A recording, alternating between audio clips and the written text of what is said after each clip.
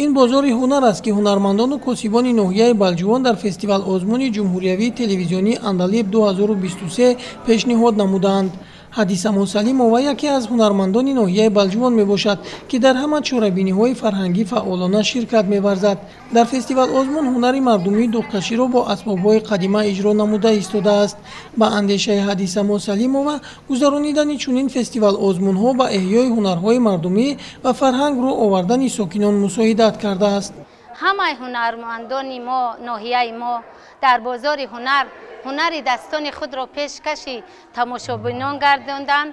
همچنین اینا دوغی که من حاضر کشیده ایستادم این قدیم مادرای ما دوغ میکشیدن، من این امروز دوغ خود را پیشکش تماشابینان گرداندم.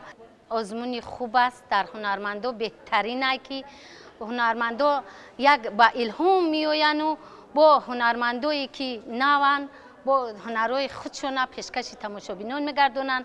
از این پخته و از هنر خودشون با رو الهام نو میگیرن. در بازار هنر رسندگان و دوزندگان، کاسبان و آهنگران، کدبانوها و دیگر هنرمندان محصول هنر خویش را به نمایش گذاشتند.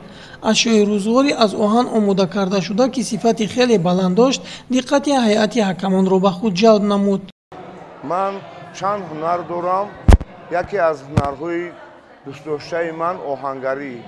من امروز در بازار هنر بخشیده به آزمون اندلیب 2023 که در ناحیه ما امروز برپا میگردد، من هنرهای دستی خودم را به نمایش آوردم.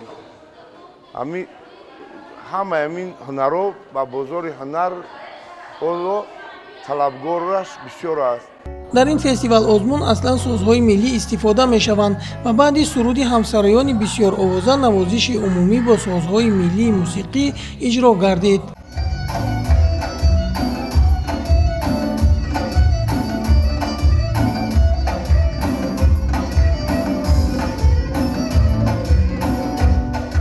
در فستیوال آزمون وابسته به طلبات آیین‌نامه هوسکاران و چهره‌های نوی فرهنگی با کمک استادان صنعت اشتراک می‌کنند.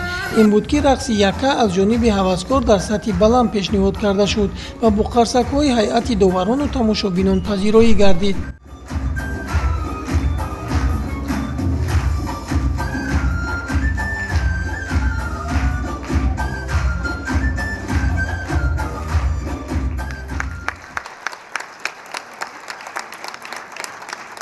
امروز خوشبختانه از اون است که در آزمون اندلیب در ناحیه بلجوان با یک تیاری خوب کارمندان بخش فرهنگ و بیرون از کارمندان بخش فرهنگ و کارمندان جماعت‌های دهات در جمع آمدن که ما با باوری گفته میتونیم که ما جای سزاوار را اشغال میکنیم. پیشنهاد ژانر بدیهه و سرود یکه و نوازش از جانب اشتراکچیان فستیوال آزمون پسند همگان گردید. صحنه‌چی حجوی که موضوع روز را در بر میگرفت از جانب هوسکاران در سطح بلند پیشنهاد کرده شد. اکنون فرهنگیان ناحیه بلجوان با اشتراک فعال در فستیوال آزمون جمهوری تلویزیونی اندلیب 2023 سزاوار 113 و از 5 خال گردیدند. فستیوال آزمون در دیگر شهر و ناحیه‌های مملکت ادامه دارد.